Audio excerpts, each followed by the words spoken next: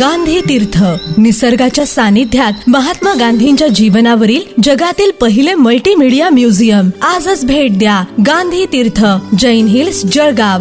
अधिक माहितीसाठी www.gandhifoundation.net वर विजिट करा. नमस्कार, आपण पाहत आहात अदालत टाइम्स न्यूज.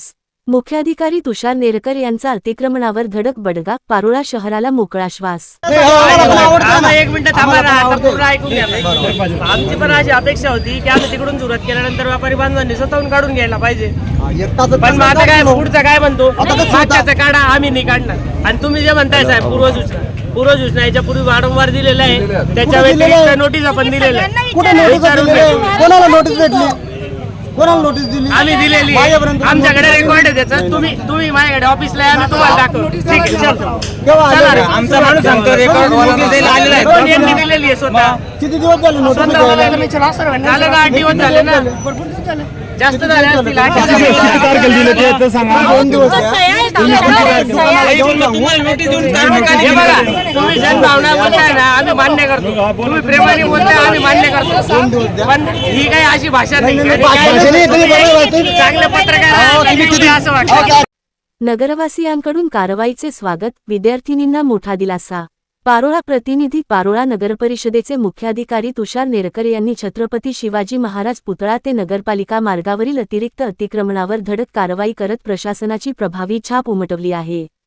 अनेक वर्षांपासून या मार्गावर मोठ्या प्रमाणावर अतिक्रमण झाले होते.